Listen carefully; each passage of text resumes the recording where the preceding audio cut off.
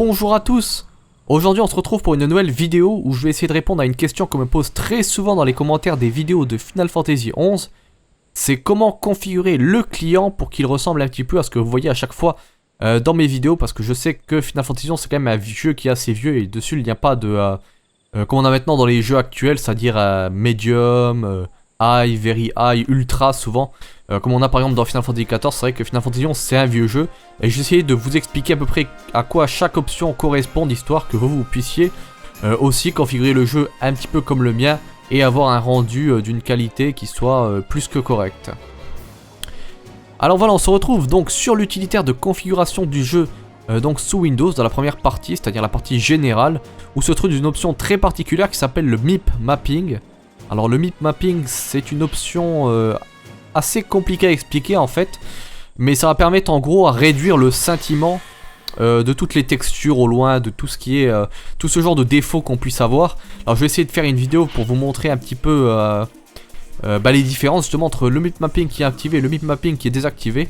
Alors une chose à savoir, mais ça je vais pas vous expliquer comment faire ici, c'est qu'on peut augmenter encore le niveau du MIP Mapping après en dehors du jeu, mais pour ça il faut aller justement dans les configurations du PC, et vu que ça peut être un petit peu dangereux d'y aller, puisque si on modifie une option qu'on n'est pas censé modifier, ça peut créer des problèmes sur le PC, donc c'est pour ça que je vais pas trop vous expliquer ça. Mais si vous voulez plus d'informations, vous pouvez rechercher donc sur internet des informations sur le MIP Mapping du jeu, et là peut-être qu'à ce moment là vous trouverez des tutoriels qui puissent mieux vous aider là-dessus. Donc voilà, donc ça c'était déjà la première option qui est vachement importante. Là ensuite on va passer à la taille de l'écran, qui va proposer donc trois choses différentes. Ça c'est vrai que c'est assez particulier sur ce jeu là, puisque en général les jeux proposent qu'une seule résolution, qui est la résolution du jeu global. Donc on a la résolution du premier plan, on a la résolution de l'arrière-plan, on a on a la résolution du menu. J'y suis arrivé. Donc la résolution du premier écran c'est la résolution globale du jeu, et celle-là elle devrait être toujours placée à la résolution native de votre écran. C'est-à-dire si vous avez un écran qui fait du 1300, je crois c'est 1366 x 768, il faut mettre cette résolution là. Si vous faites un écran qui fait du 1920 par 1080, il faudra choisir justement 1920 par 1080.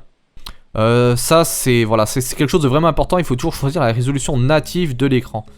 Ça permet d'avoir une image en plein écran sans avoir trop de défauts, de gros carrés, comment dire, qui viennent gâcher un peu tout. Alors ensuite on a la résolution de l'arrière-plan. La résolution de l'arrière-plan c'est assez compliqué à expliquer vraiment ce que c'est.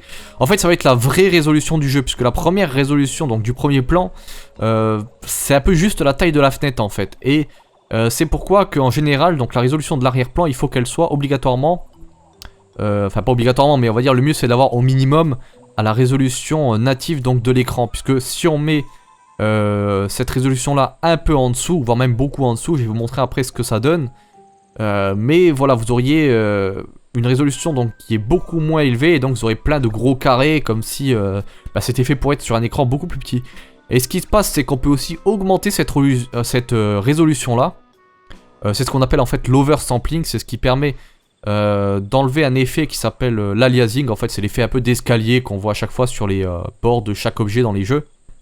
Il y a plusieurs différents moyens donc d'enlever cet effet là, dont l'oversampling. Et l'oversampling, l'idée c'est de faire une image beaucoup plus grande que celle du PC, et ensuite quand on la rapetissit pour la mettre à la taille donc de la résolution native de l'écran, à ce moment là justement on a comment dire, une image qui n'a donc plus ce défaut d'escalier.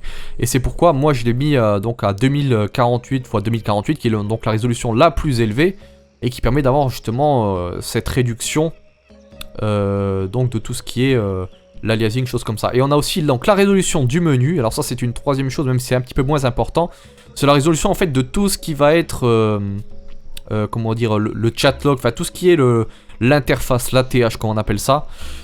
Ce qui va par exemple si vous voulez avoir un chatlog un petit peu plus grand ou un petit peu plus petit, ça, ensuite c'est à vous de voir, ça change absolument rien au graphisme du jeu.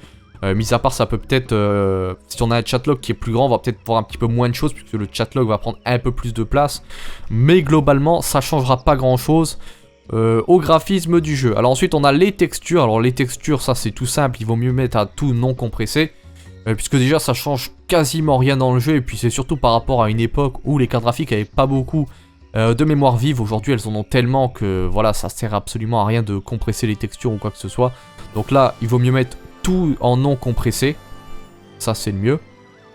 Alors la compression de la police, moi je laisse ça en moyen parce que en fait si on met en compression basse, ça donne un effet un petit peu bizarre, je sais pas, je trouve ça un peu moyen et donc je préfère laisser justement la compression de la police en moyenne. Ensuite on a les effets, alors dans les effets on a le bump mapping. Ça c'est une option qui est aussi un petit peu difficile à expliquer, ça va permettre aux textures d'avoir un rendu un petit peu plus réaliste par rapport à la lumière ambiante. Enfin, c'est assez compliqué on va dire, je vous conseille de l'activer puisque ça consomme pas beaucoup de ressources et ça permet d'avoir des textures un tout petit peu meilleures.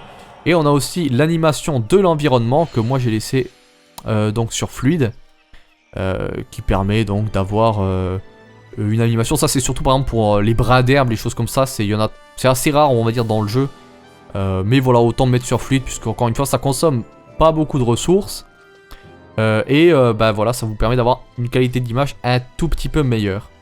Dans le son, on a juste activé le son ainsi que le nombre d'effets sonores. Bon ça je vous conseille d'activer le son et de mettre le maximum de nombre d'effets sonores puisque ça change absolument rien au graphisme du jeu de toute façon. Et puis c'est à peu près tout ce qu'on a sur donc ce menu dans Windows. Donc maintenant on va passer un peu au menu à l'intérieur du jeu. Alors on se retrouve à l'intérieur du jeu dans le premier menu de configuration où on a diverses options qui vont permettre de contrôler certaines choses donc des graphismes du jeu. Alors au début on a donc les shadows ou plutôt les ombres. Alors on a trois options différentes. En off ça supprime absolument toutes les ombres. En normal ça va nous mettre une ombre réaliste sur notre personnage, mais en contrepartie pour tous les autres personnages juste ça va mettre une petite ombre vraiment comment dire, vraiment basique. Et si jamais on le met sur high, donc élevé, ça va mettre en fait une ombre réaliste sur absolument tous les personnages du jeu ainsi que tous les objets. Et ça je vous conseille absolument pas de le mettre puisque à ce moment là c'est le moteur du jeu qui n'arrive plus à suivre. Et ça va malheureusement vous faire laguer en fait le jeu et c'est pas ce qu'on cherche vraiment quand on joue à un jeu vidéo. Donc je vous conseille vraiment de le laisser sur normal, c'est largement suffisant.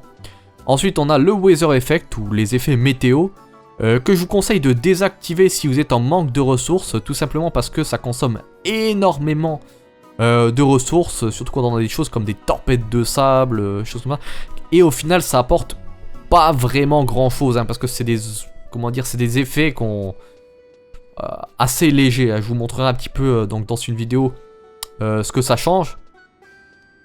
Ensuite on a donc le character model displayed où le nombre de caractères comment dire, enfin de personnages en fait affichés. Ça c'est en fonction de votre PC. Si vous voyez que quand il y a beaucoup de personnages ça commence à ramer, je vous conseille de le mettre au minimum ou plutôt de le diminuer histoire que ça affiche moins de personnages à l'écran et donc que ça permette d'avoir des performances un petit peu meilleures. Alors là on arrive au deuxième menu de configuration. Alors en premier on a le clipping plane ou je sais même pas comment ça s'appelle exactement en français, mais ça va en fait permettre de réduire la distance d'affichage des objets, donc gagner des ressources encore une fois. Si vous avez du lag dans le jeu, je vous conseille de diminuer cette option là pour afficher moins d'objets distants et donc de gagner des ressources, même si c'est vrai qu'ensuite le jeu paraît un petit peu moins beau. Comme je vous montrerai, il y a certains objets qui disparaissent alors qu'on n'est pas si loin d'eux. Le footstep effect, donc ça c'est tout ce qui est les traces de pas, donc ça je vous conseille de le garder. L'animation de framerate aussi, je vous conseille de tout garder à max puisque ça va pas changer grand chose sur les performances du jeu. Et la dernière chose que je veux vraiment noter, c'est le background aspect ratio, donc qui va vous permettre de contrôler un peu le ratio du jeu, parce que même si vous mettez une résolution de 1920 par 1080, et bien à ce moment là, comment dire, même si c'est une résolution donc 16 neuvième dans le jeu sera quand même en 4 tiers et donc il faudra aller dans le menu et mettre le jeu en 16 neuvième. Ça c'est en fonction vraiment de comment dire, de votre écran. Si votre écran a une résolution qui est en 16:10, il faudra le mettre en 16:10. S'il a une qui est en 4 tiers, il faudra le mettre en 4 tiers et ainsi de suite. Et donc ça c'est quand même quelque chose d'assez important. Et je voudrais revenir avant qu'on finisse donc sur les résolutions et donc sur ce background aspect ratio.